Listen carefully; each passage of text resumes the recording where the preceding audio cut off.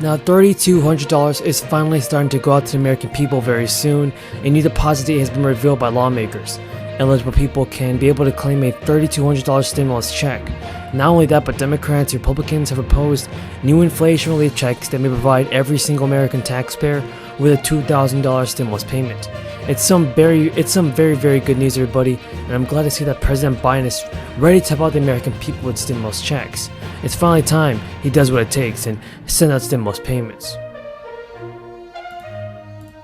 Now, Alaska residents will soon be getting stimulus payments from the state government of up to $3,200. This stimulus check for Alaska is not actually a stimulus check, but rather annual dividends. The governor and the state legislature approved the annual budget, and the budget included provision to send a $3,200 payment to eligible residents just before the end of the year. The stimulus check is for Alaska. It's an annual dividend that the state pays to residents to share the oil's wealth. And also the state will use the Alaska Permanent Fund, which was created in 1982 to fund a dividend payment. According to Governor Dunleavy, the budget is more than a spending plan. It's a blueprint for Alaska's future.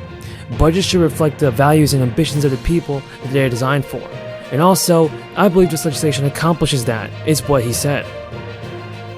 Now, initially, the state Senate proposed oil wealth checks of $5,500 to eligible residents and further negotiations. However, it resulted in lowering the amount of $3,200 just to that same amount.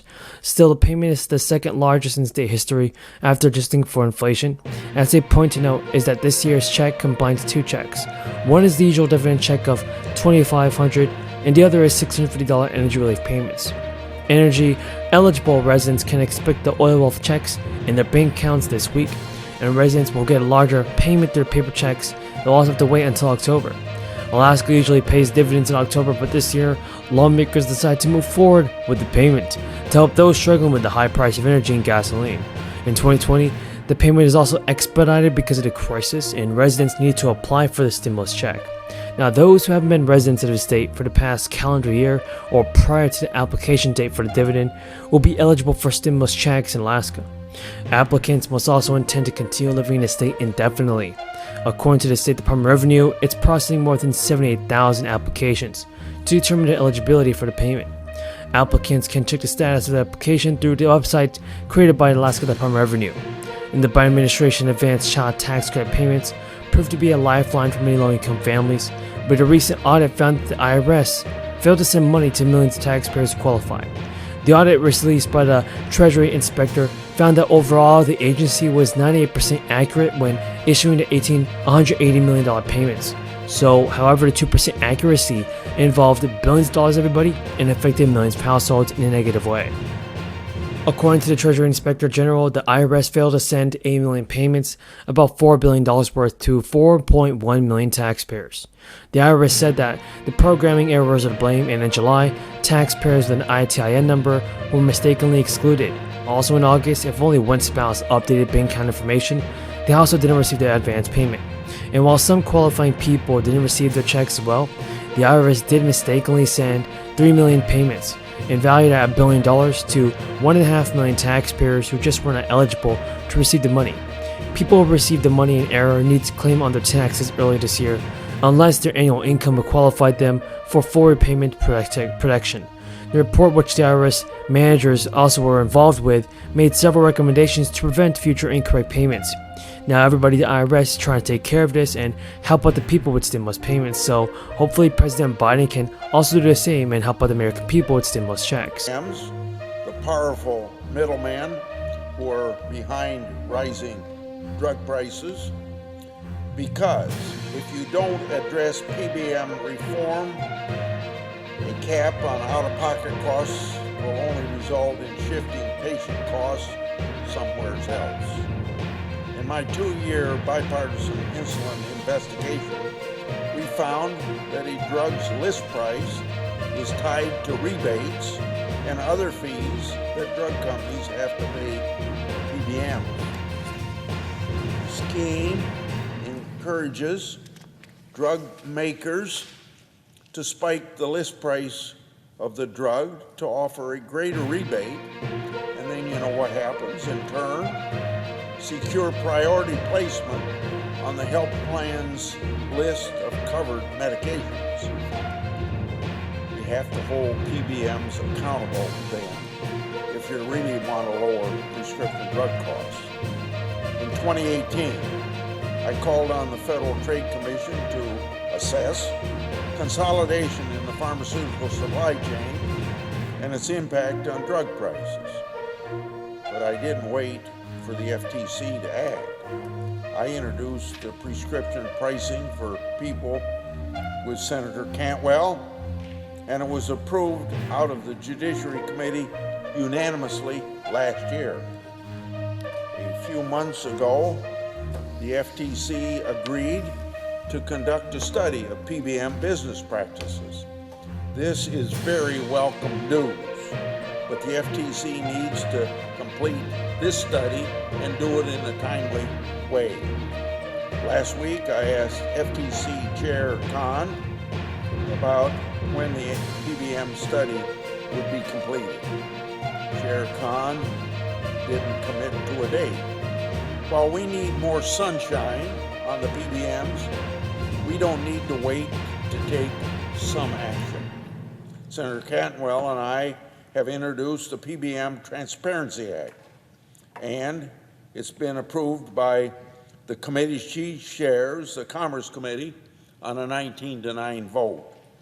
The bill prohibits PBMs from engaging in spread pricing and clawbacks. Both spread pricing and clawbacks are actions that game the system and hurt consumers. When the majority party pursued a partisan reckless spending and tax package that they called the Inflation Reduction Act, I filed a Grassley-Wyden Prescription Drug Pricing Reduction Act as an amendment that had 10 Republican co-sponsors.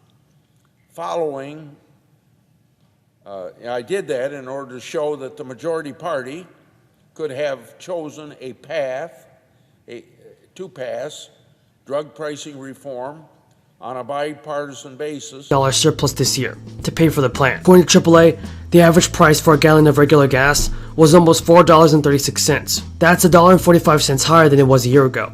The state economist for North Carolina says he expects prices likely will climb higher. The relief bill from Democrats comes as Republican leaders in the General Assembly and the Democratic governor weigh on what to do next with the budget surplus. Republicans have not said yet what specific changes they want to make the state budget. House Speaker Tim Moore recently said that discussions about further tax relief are underway, and Governor Cooper's spokesperson has said high gas prices continue to hurt families across the country, and this is one way to help ease the burden. We will carefully review the legislation, and he looks forward to upcoming budget. Now, getting a tax refund is a very important thing this year, as millions of people continue to face financial difficulties. According to CBS News, 3 of 4 taxpayers typically receive a check from the IRS after they file their tax return. But this year, tax experts warn that some people may receive a smaller check than normal. The biggest issue that could impact tax refunds is the enhanced child tax credit. People will receive tax refunds if they've paid more to the IRS throughout the year than they owe. The tax agency then cuts a check for the difference. There are also many taxpayers that can also claim tax credits, which are a dollar-for-dollar reduction in the amount you owe to the IRS. These credits are typically aimed at specific groups of taxpayers: parents, students, or low-income workers. Under the President Biden's American Rescue Plan, the child tax credit was expanded from $2,000 to $3,600 for children under 6. So that's because half of the expanded credit was paid out in advance through monthly checks from July to December. At the same time, there are some parents and taxpayers who could end up with bigger tax refunds. Some people may be likely to see a bigger refund in early 2022. That's because the IRS based its eligibility for the advanced child tax credit payments, as well as the third stimulus check, on your 2019 to 2020 return. Families with babies or children born will be able to claim the full enhanced child tax credit on the 2021 tax return. There are some proposed changes to the next fourth stimulus package that Congress is debating right now. Economists and lawmakers have said this change might financially impact millions of people. Plans for a third flight with Bubs Australia, and the CEO of Bubs, Christy Carr, is with us today, virtually today. This flight would bring 4.6 million bottles of infant formula and pave the way for up to 27.5 million total bottles of Bubs infant formula to be supplied to American families in the weeks ahead. Third, the Food and Drug Administration is reviewing applications for another new high-quality imports to increase our supplies. In addition to getting Bubs formula through the process, on Friday, FDA announced that Kendall NutriCare would be able to import formula from the UK. Today, we're announcing that United Airlines has agreed to offer cargo space for Kendall NutriCare for the delivery of 3.7 bottles of the formula here in the States. I want to thank United Airlines for partnering with us to get this done. They're doing it on their own. The first flight next week, continuing over the next 2 to 3 weeks. And Target, the department store, has agreed to partner with Kendall NutriCare to distribute this formula quickly to American families in stores and online. And still we have work to do, though, but we're making critical progress. And today I look forward to hearing from these leading manufacturers to learn more about their actions they're taking to increase supply for American families and to discuss how my administration can continue to support their efforts. Speeding up manufacturing. This is a moment of pride for our country and for our state. Look, I'm going to make this very clear. We have seen the most unprecedented challenges of a generation hit our state and our nation. A global pandemic that had a crushing blow on our economy, and what we have seen from President Biden and from the New Jersey congressional delegation in partnership with our governor is the greatest one-year investment in New Jersey that we have seen in federal governance in over a century. We brought home the resources. The first thing folks know already is in the pit of the pandemic, we were able to pass the American Recovery Act, unfortunately without one Republican vote, that brought billions of dollars to our states, saving our small businesses, investing in our hospitals, giving critical resources to our schools.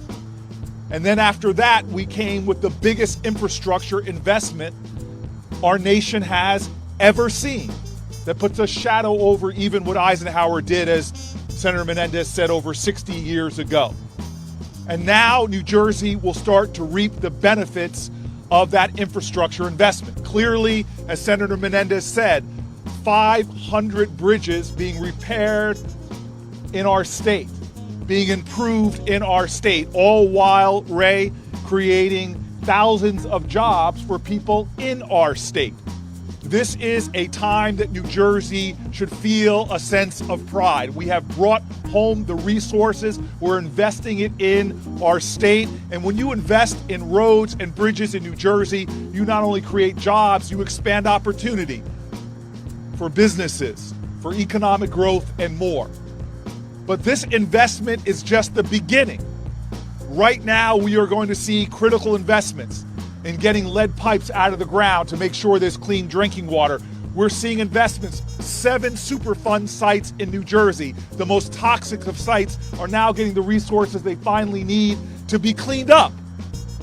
We are seeing our state in the worst of times show the best of who we are, building upon what our governor has done by making school and healthcare more affordable, building upon what we in New Jersey have done with our grit and our grace, because that's the American way, that's the New Jersey way. We've seen everything come at us, from a pandemic to the worst of storms, and we didn't give in, we didn't give up. Today is a day to show the truth of our state, that we didn't give in, we didn't give up, but we got better. And so now, today, we mark the beginning of a period of investment like this state has not seen in well over a century. But the key is we're going to continue the momentum. You see, we still have work.